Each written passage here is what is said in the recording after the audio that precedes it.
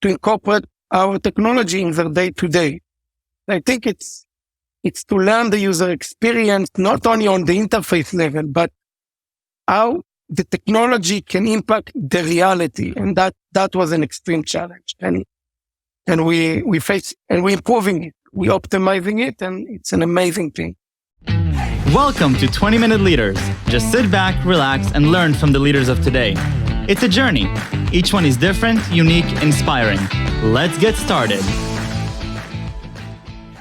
20-Minute Leaders is a proud supporter of Make-A-Wish Israel and Tech to Peace, and is in proud collaboration with Secret Chord Ventures, J Ventures, Riverside FM, Fusion VC, Birthright Excel, J Impact, Leap, Google for Startups, and Hippo, and in media partnership with CTech. Izhak Paz, welcome to 20-Minute Leaders. Thank you so much for being here with me. How are you? I'm fantastic. Thank you very much for having me here. It's an incredible platform. Thank you very much for joining me today. I'm really excited to dive into your world over these 20 minutes and talking about your own journey, which is not a trivial one. It's not just the traditional entrepreneurial journey. Today, you're the founder and CEO of SafeGuard, and soon we'll be talking about how you're leveraging technology to really exemplify the core of human-computer interaction, which is really cool. And but I'd love to also touch on a little bit on your background and what led you to this world. And so, Izhak, we just read to the audience or the listeners, I would say, your bio and the different things you've been a part of. Can you connect the dots for me a little bit on what sort of has been guiding you throughout your own journey leading up to now? Okay, that's quite a journey. My main passion is well-being, is life. And I introduced to that while I serving in the military. I served in infantry battalion. And after officer course, I went and joined in Golani. I served in Golani. It's the northern division of the military. I have decided to go and manage the training program of the whole division, 5,000 soldiers. And I saw the impact that you have on people's life in your ability to make the division way more competent by impacting people's life. The productivity and the impact was significant. After I was released, I decided I'm going to focus on healthcare because I thought that's going to be the main avenue where I can make a difference there. Overall, after having 2 startups in California in the healthcare fields, I have decided to come back to Israel. I lived 2 years in California. And then I started consulting project to the Ministry of Health, to the Department of Occupational Health. And I saw that consulting is not something I want to do. I was exposed by doing that work to extreme problem in the construction industry, which a lot of fatal incidents in the Israeli construction sector. And I was shocked by the idea that person go to work, okay, they go outside to work, or they leave the country. A lot of foreign workers in Israel and all over the world. So they leave their country, come to work, and they don't come back home. They get killed or get injured, and it's a catastrophe. It's was many injuries, and many people die. And if you compare it to a war zone, then it's more than one war zone that Israel does. In 1 year, they do in more than one military campaign. So I've decided to engage that problem, and I discovered that it's a global problem. 2.3 million people die every year in the workplace. 2.3 million people? 2.3 million people die in workplaces around the world every year. That's the International Labor Organization. That's solid data. And it's $1 billion. What's happening there? Just so that we have a perspective, what are the leading causes of these incidents? There is a lot of verticals that leads to that, but specifically in construction, the size, it's 5 times in, let's say it's 10% in terms of overall the contribution to the economy, but it's 5 times in injuries and casualties. That's why we chose to focus on that, because we said if we find a solution to the problem in the construction sector, then it will evolve and impact other sectors if we implement technology on that field. And the passion to protect lives was very strong with me and also with my team, to no matter what, to finish that problem, to make sure that you go to work, you come back home, that's it. And your life will be protected. So it's quite a journey. Also, I did training in economy, but also in public health. My expertise there was preventive medicine, to do prevention. So I saw how the world of healthcare is functioning with KPI, with risk analysis, with real time, and all kinds of prevention methodologies. And I tried to import that into a field, a dormant field, like a desert with no technologies, no data, not. It was quite a challenge. And so you're entering the space, you observe a vacuum, you observe the gap. How are you starting to think as an entrepreneur on what things you can do to move the needle there? What is the thought process? Take me through your own entrepreneurial journey there. So basically to spend 2 years on the ground to feel the field and to test all kind of technologies just to understand what are we dealing with. So it's not like we designed the software and the technology on a corporate office. It was actually done in a few big groups in Israel in their construction site. So I had my team of engineers every day around the clock to see how the work is done and how to incorporate technology in their routines in the day-to-day without disrupting construction project. Construction projects works in what I define as a time compression. Like if we compare dog years to our years, it's 1 to 7. So also construction time zone is different. It's a head hoc factory that compress a work of 30 years into 4. So everything in terms of time and engagement is different. Many languages, many different subcontractors in different time. Babylon Tower. So it was extremely important that we invested these few years to learn the field, and then we started to implement different kind of technologies and see what will work the best. I think A/B testing was extremely fundamental to identify who is the best users that can make the biggest impact, and it's the general contractors and their team, and to incorporate our technology in their day-to-day. I think it's to learn the user experience, not only on the interface level, but how the technology can impact the reality. And that was an extreme challenge. And we face, and we're improving it, we're optimizing it, and it's an amazing thing. So if we fast forward to the main insights that you've learned through SafeGuard, what are the key elements today where technology and AI can leverage to prevent and predict accidents in construction? So what I learned is that if you have ability to incorporate data, a lot of data in real time, you have the ability to impact the next decision. So the way we do it is when a user enters the interface, he receives a recommendation or an order of things that you need to do now, but it's based on everything that the system is analyzing in real time beforehand.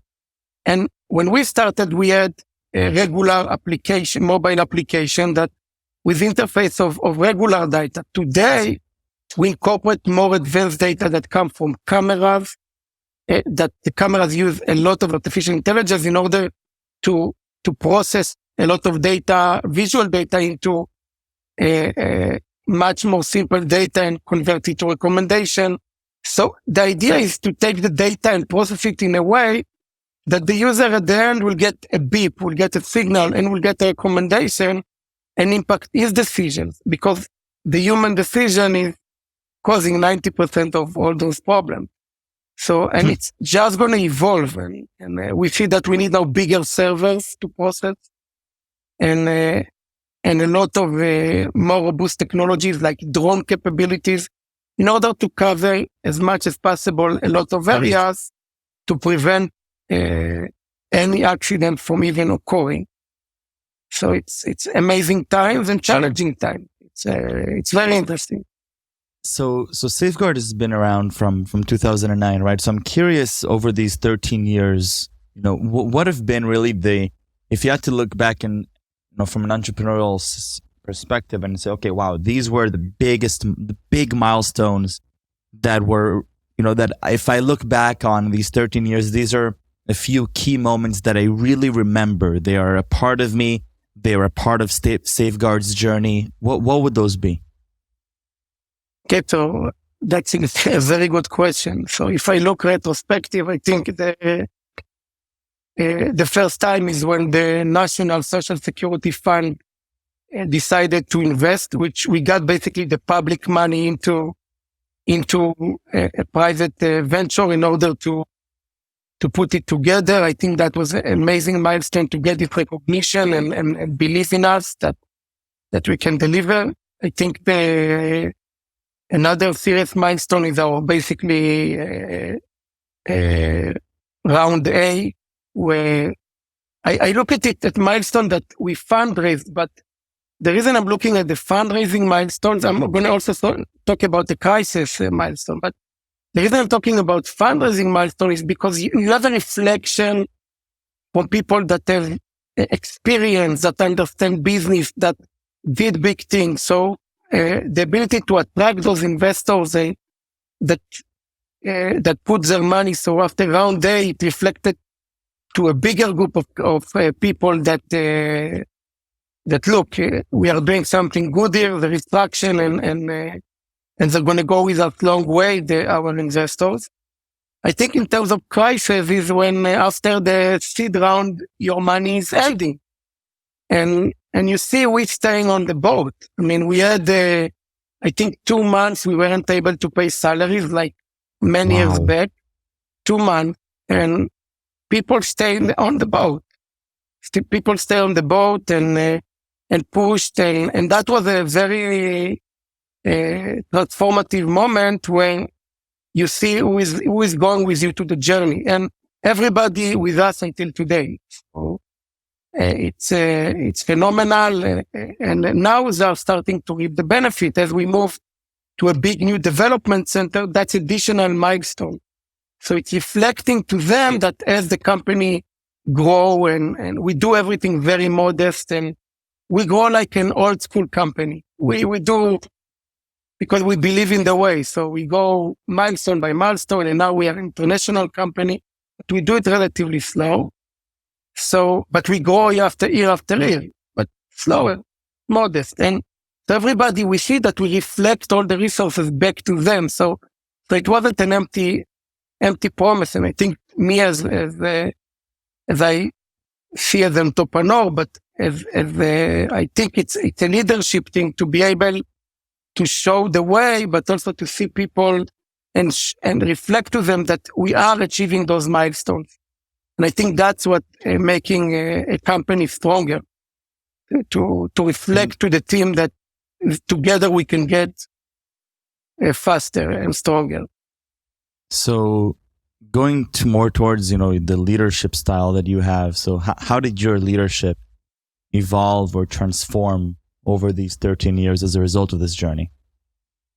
That's a challenge actually I'm facing today, but my leadership, because I'm to be an entrepreneur mindset, and now I need to be more a CEO and better manager. But and I want to emphasize that because it's really important to reflect to other entrepreneurs. But my leadership style is to empower a person, more empowering, because I took young people with me, and we needed somebody that was just finished school is today a team leader.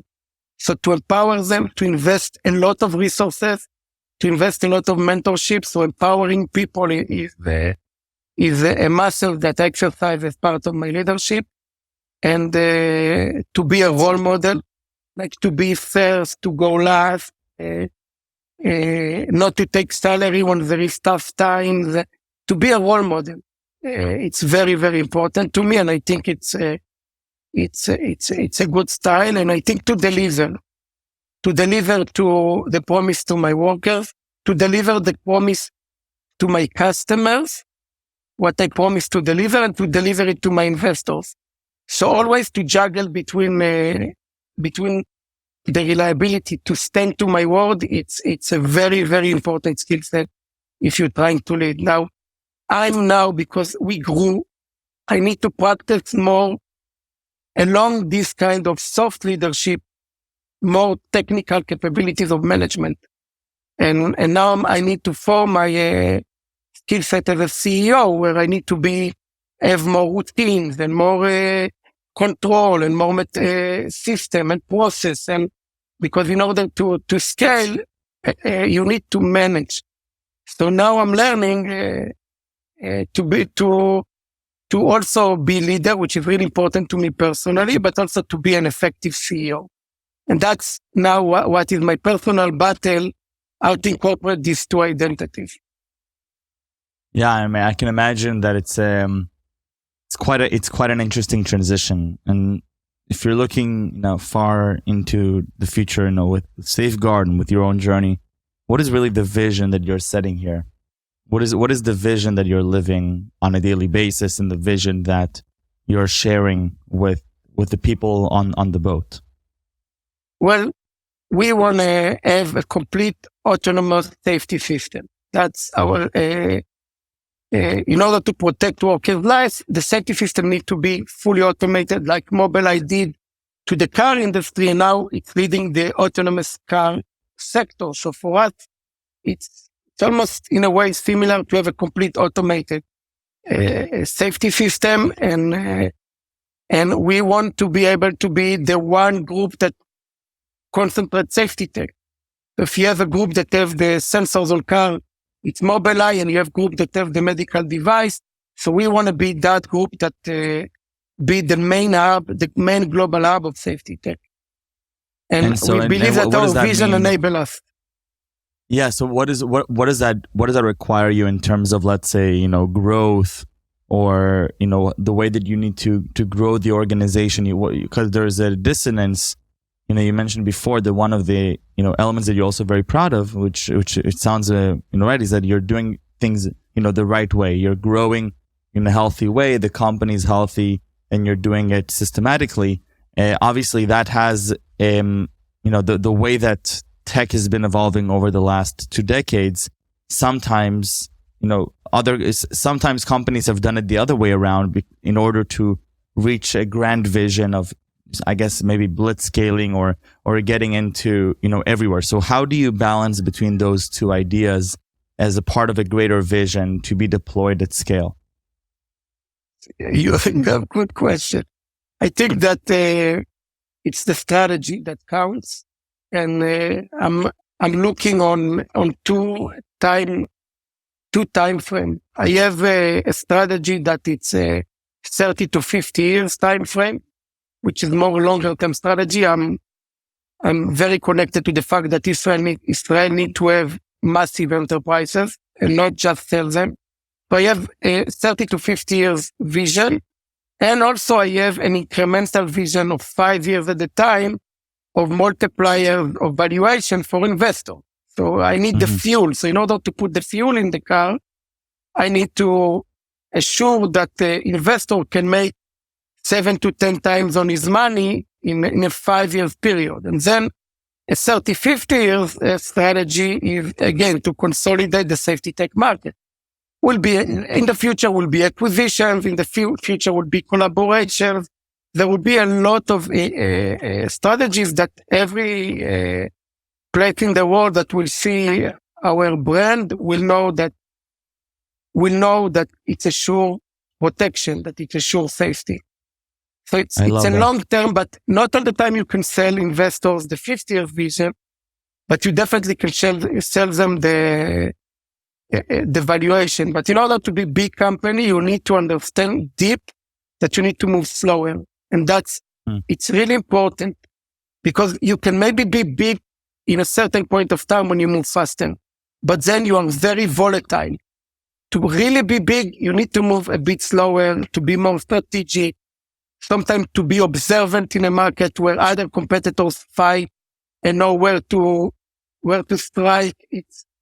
It's more old school. It's more old school with technology. But I have, in terms of track record, from 2017 when we started fundraising and until today, which is 5 years, we grew 7 times. Seven times. So, and that's with dilution and everything. So I think overall, because it's important issue, there is a need for it.